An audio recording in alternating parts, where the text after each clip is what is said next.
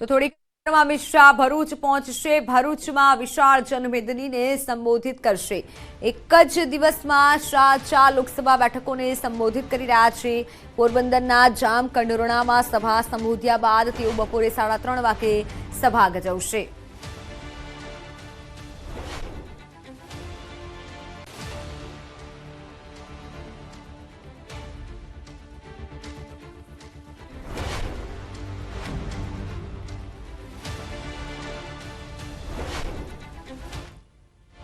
तो हमें बात महासंग्रामनी।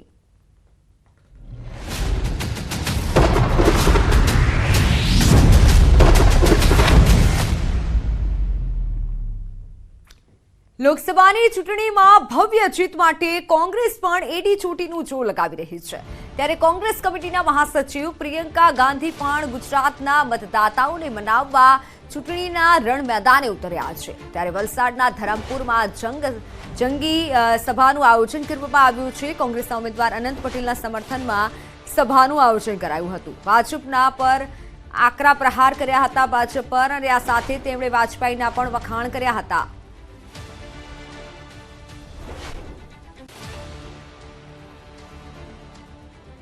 मैंने बहुत बार देखा है कि हमेशा एक अंकल जी होते हैं तो कोने में बैठ जाते हैं और अपना छोटा सा दरबार लगाते हैं कि नहीं?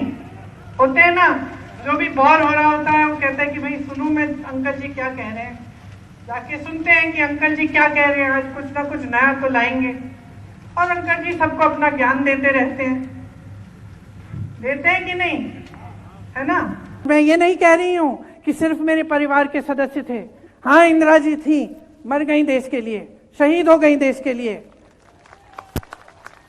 हाँ, राजीव जी थे, टुकड़ों में घर लाई मैं उनको, शहीद हो गए इस देश के लिए। लेकिन मनमोहन सिंह जी भी थे जो क्रांति लाए इस देश में। कांग्रेस पार्टी को ना देखे तो वाजपेयी जी भी थे जो सभ्य इंसान थे कम से कम। अल्पेश कथीरिया धार्मिक मालविया भाजपમાં જોડાશે। જી હા, ધાર્મિક માલવિયા પણ ભાજપમાં જોડાશે। આ મહત્વના જે સમાચાર સામે આવી રહ્યા છે, આપમાંથી બંને રાજીનામા આપ્યા છે। સુરતમાં આજે CR પાટીલના હાથે તેઓ કેસરિયા કરશે। કથીરિયા અને બંને પાસના नेता હતા। માત્ર 4 દિવસમાં કથીરિયા માલવિયાએ યુ ટર્ન લીધો છે। આપમાં સમય ન આપી શકતા હોવાની તેઓએ વાત કરી છે। સમાજના નામે ફરી કથિરિયા માલવિયાના રોટલા શીખવવાના શરૂ થયા છે। આંદોલનકારીમાંથી એક પક્ષમાંથી બીજા પક્ષમાં જવાની રાજનીતિ થઈ રહી છે। આપમાં દાળ ન ગળતા હવે પક્ષ પલટો થયો, પાસ બની ગયો પોલિટિક્સનો અખાડો, કારણ કે સમાજના નામે હવે રાજકીય રોટલા શીખવાનું શરૂ થયું છે। કોંગ્રેસ સાથે નિલેશ કુંભણીનો દાવ, અને હવે કથિરિયા પણ માલવિયાનો પણ પક્ષ પલટો, એટલે કથિરિયા અને માલવિયાએ પક્ષ પલટો કર્યો છે। આપમાંથી હવે તેઓ ભાજપમાં જોડાશે। પાસના નેતા આપમાં ગયા અને હવે આપમાંથી કેસરિયા કરશે। તો 18મી એપ્રિલે જ્યારે આપમાંથી રાજીનામું આપ્યું ત્યારે કથિરિયાએ શું કહ્યું હતું, સાંભળો।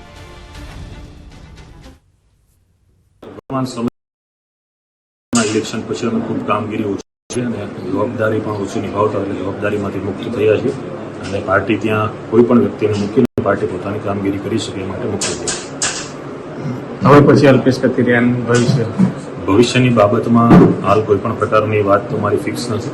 આગામી દિવસોમાં લોકોને, વડીલોને અને અમારી ખાસ તો ટીમને મળીને પછી નિર્ણય લેશું। ભાજપમાં જોડાઈ ગયા છો? નહીં, હાલમાં કોઈ પણ પ્રકારની બાબત નથી। રાજીનામું આપવાનું કારણ? રાજીનામામાં ખાસ કરીને અમે ઘણા સમયથી નિષ્ક્રિય હોઈને પાર્ટીને પૂરતો સમય ન આપી શકતા એટલા માટે।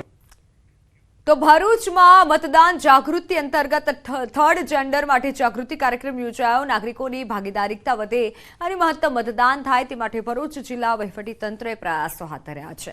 જિલ્લા ચૂંટણી અધિકારી અને જિલ્લા કલેક્ટર અને અસ્મિતા વિકાસ કેન્દ્ર ત્રાસલાના સંયુક્ત ઉપક્રમે આ કાર્યક્રમ યોજાયો।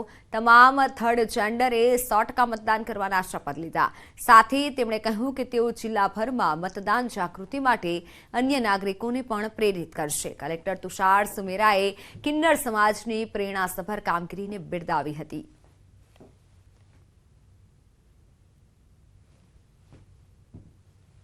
ભરૂચ જિલ્લામાં અમે થર્ડ જેન્ડરના લોકો સાથે ખૂબ ઇન્ટરેક્ટ કર્યું અને અમને તમામ લોકોએ ખૂબ વધારે અમને સપોર્ટ આપ્યો અને આપને એ જણાવતા અમને આનંદ થાય કે આપણે 100% એમનું રજિસ્ટ્રેશન જિલ્લાનું એટલે કે મતદાર તરીકે પૂર્ણ થયું છે. એનાથી પણ વિશેષ કિન્નર સમાજે અમને ત્યાં સુધી સપોર્ટ જાહેર કર્યો કે મતદારો સુધી જાય, મતદારોને મતદાનને માટે એમને મનાવે, સમજાવે અને પોતાના અધિકાર વિશે જાણ કરે.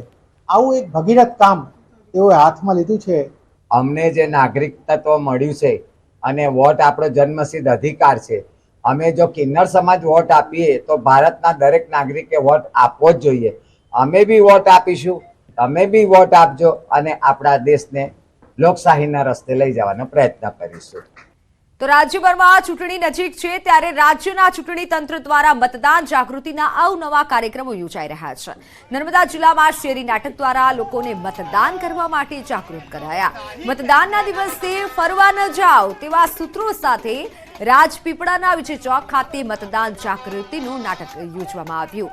2022ની વિધાનસભાની ચૂંટણીમાં સૌથી વધુ મતદાન મામલે નર્મદા જિલ્લો ગુજરાતમાં બીજા નંબરે આવ્યો હતો અને હવે આ લોકસભાની ચૂંટણીમાં નર્મદા જિલ્લો મતદાનમાં પ્રથમ આવે તે માટે તંત્ર દ્વારા વિવિધ પ્રયાસો કરવામાં આવી રહ્યા છે.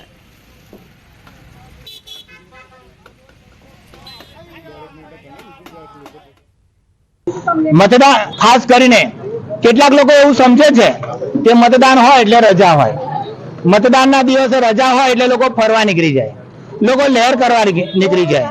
પરંતુ મતદાન કરવું એ આ દેશના દરેક નાગરિકની ફરજ છે. એના મતદાનની કિંમત એને સમજવી જોઈએ અને દરેક નાગરિકે મતદાન કરીને જ પછી ફરવા જવું જોઈએ. પાછલા વર્ષોમાં જોઈએ તો નર્મદા જિલ્લામાં ઘણું ઓછું મતદાન હંમેશા થતું આવ્યું છે અને આ વખતે પણ વધારે વધારે મતદાન થાય એવા જિલ્લા ચૂંટણી તંત્ર તરફથી ખૂબ જ સંલગ્ન પ્રયત્નો ચાલી રહ્યા છે. તો અરવલ્લીના બાયડમાં મહિલા મતદાન જાગૃતિ કાર્યક્રમ યોજાયો અને જેમાં એક મહિલાએ મતદાન માટે ગીત ગાયું. અપના મત અપના સ્વાભિમાન શબ્દોના ગીતથી મહિલાએ મતદાન કરવા માટે રોચક રીતે અપીલ કરી. मतदान के बाद ही जाना, मतदान के बाद ही जाना, क्योंकि अपना मत ही तो है, क्योंकि अपना मत ही तो है, अपना स्वाभिमान इस चुनाव में कीजिए, अपने मत का दान हो इस चुनाव में कीजिए, अपने मत का दान, अपने मत का दान हो लोकतंत्र में कीजिए 100% मतदान. मेरा देश महान बनेगा, मेरा हिंदुस्तान बढ़ेगा, यहाँ करने से मतदान इस चुनाव में कीजिए, अपने मत का दान हो इस चुनाव में कीजिए. તો બનાસકાંઠાના થરાદમાં બારોટ સમાજના ખેડૂતે પીએમ મોદી માટે ગીત ગાયું છે. ગુજરાતનો આખા વિશ્વમાં ડંકો વગાડ્યો, બોલી અને ફરે નહીં એ આપણા પ્રધાનમંત્રી. આ હતા ગીતના શબ્દો. ભાજપનું સર્વ સમાજનું સંમેલન આ ગીત ગાતા સભાના તમામ લોકોએ તાળીઓના ગડગડાટથી ઝીલ્યું હતું. આ સંમેલનમાં ઠાકોર સમાજના 100 લોકોએ કમળ ધારણ કર્યું અને રાજપૂત સમાજના આગેવાનોને સર્વ સમાજને મોદીને મત આપવા માટે અપીલ કરી. ખાસ વાત તો એ છે કે 2 દિવસ પહેલા જ કોંગ્રેસનું સંમેલન યોજાયું હતું અને હવે ભાજપના સંમેલનમાં ઠાકોર સમાજના આગેવાને કોંગ્રેસને આડે હાથે લીધા હતા.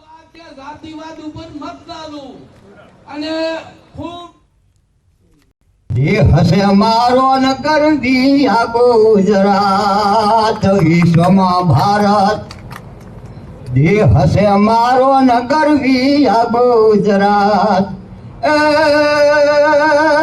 દામોદર નો દીકરો ઈટો, આ નરેન્દ્રયાનું નામ હીરાબાનો હીરલો હાસો, વિશ્વમાં પડે ન પાસો. ભારતનો પ્રધાન બંકો વગાડ્યો છે વિશ્વમાં ટંકો. આ સરદારજીનું સપનું હતું ને અખંડ ભારતનું જેમ સરદાર કેરું.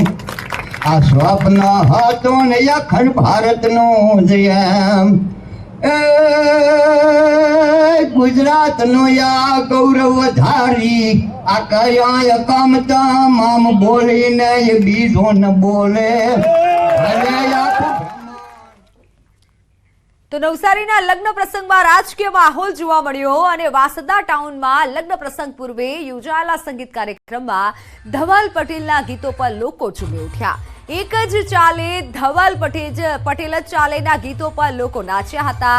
વાસદામાં જુદા જુદા પ્રસંગમાં બંને રાજકીય પાર્ટીના ડીજેના તાલે ગીતો વગાડી મતદારો સુધી પહોંચવાનો પ્રયાસ થઈ રહ્યો છે.